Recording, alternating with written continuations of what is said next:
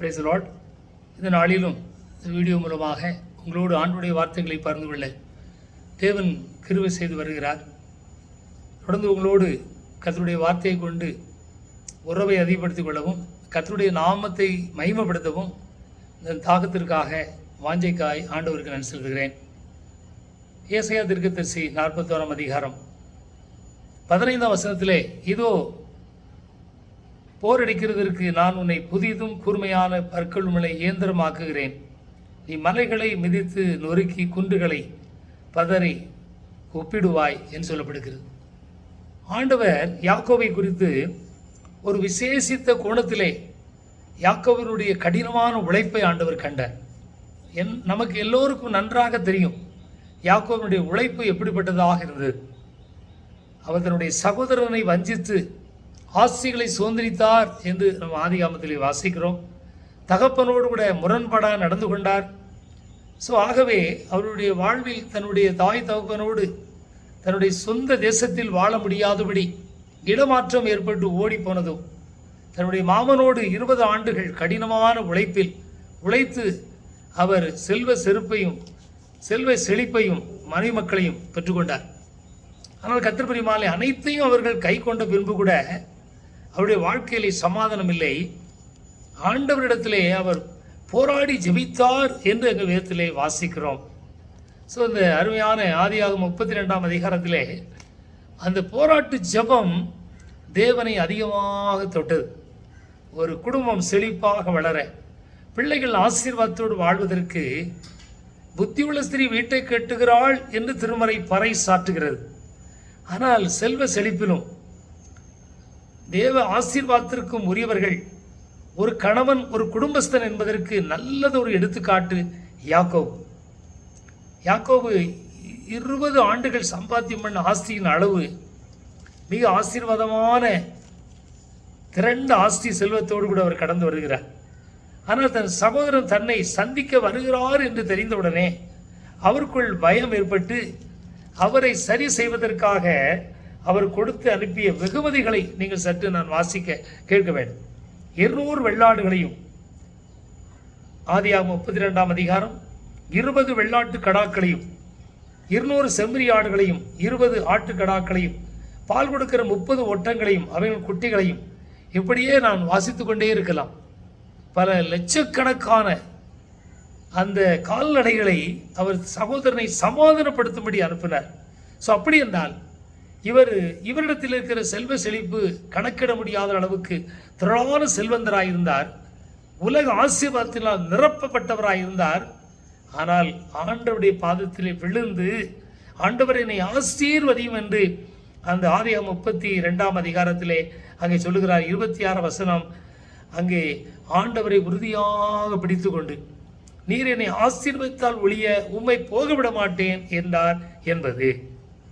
கர்த்தர் பிரியமானவர்களே, அங்கே சொல்லப்படுகிறது 28 வசனம், அப்பொழுது அவர் உன் பேர் இனி யாக்கோபு எனப்படாமல் இஸ்ரவேல் எனப்படும், தேவனோடும் மனிதனோடும் போராடி மேற்கொண்டாய் என்று அங்கே அவர் சொல்வதற்கு காரணம், ஆண்டவர் முந்தின வசனத்திலே உன் பேர் என்ன என்று கேட்டபோது யாக்கோபு என்று உண்மையை பகிர்ந்து கொண்டார். உண்மை தேவனுடைய மனநிலையை முற்றிலுமாக மாற்றிவிட்டது. கர்த்தர் சொல்லுகிறார், மனிதனோடும் தேவனோடும் போராடி மேற்கொண்ட அவனை ஆண்டவர் அந்த இடத்திலே ஆசீர்வதித்தார். கர்த்தர் பெருமாளை, உண்மை தேவனுக்கு பிரியமான ஒரு கிருபை.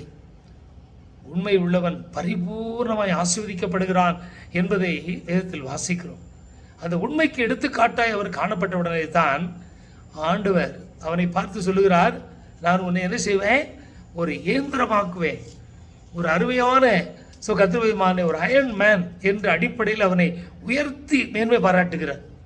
அவனால் செய்யப்படும் காரியங்கள் கர்த்தர் பெருமாளை, குன்றுகளை பதர்களுக்கு ஒப்பிடுவாய், எல்லாவற்றையும் என்ன செய்வாய், அதை தகர்த்து போடுவாய் என்று சொல்லி அவனை பலப்படுத்துகிறார். கடினமான ஒரு உழைப்பாளி, உள்ளவனை அவனுக்கு மென்மேலும் கொடுக்கப்படும், இல்லாத இடத்திலிருந்து உள்ளதும் எடுத்துக்கொள்ளப்படும்.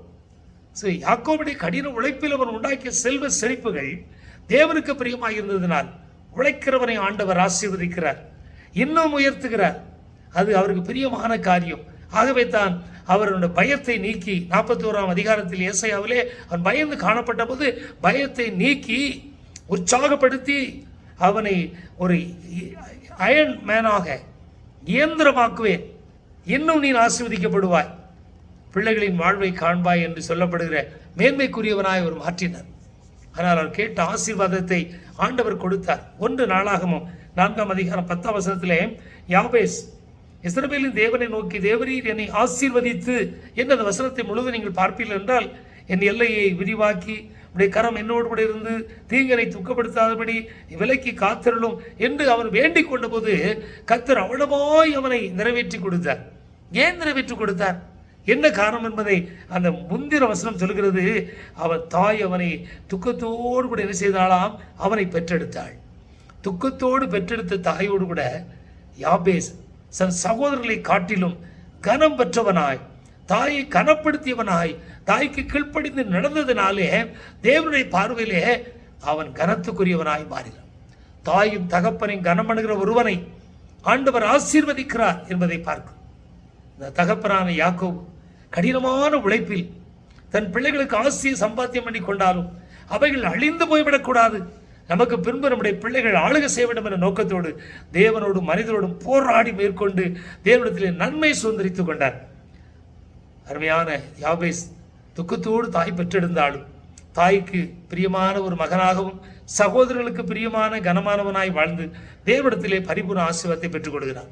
அருமையான நாளில் இறை ஆசீர்வாதத்தை பெற்றுக்கொள்ள கடினமான உழைப்பும் தேவன் காண்கிற விதமான ஒரு பரிசுத்தமும் உண்மையும் உள்ள வாழ்க்கை வாழ்ந்து ஜெபத்தோடு கூட நாம் காணப்படுவோம் என்றால் நாம் விரும்பி தேவனிடத்திலே கேட்டு பெற்றுக்கொள்ளலாம் என்பதை இந்த உலகத்தில் பார்க்கிறோம். இந்த உலகத்தில் எத்தனையோ விதமான போராட்டங்கள், மனுஷீக போராட்டங்கள், பிசாசின் கிரிகைகள், வானமண்டத்தின் பொல்லாத ஆவியினுடைய ஆளுகைகள், அதிகாரங்கள் ஒன்று நம்மை சேதப்படுத்தாதபடி தெய்வ தொடர்போடு கூட நாம் காணப்படுவோம் என்றால், தேவனோடு முறையிடுவோம் என்றால் தேவன் நம்மை ஆசீர்வதிப்பது உண்மை என்பதை இந்த பகுதியில் சிந்திக்கிறோம்.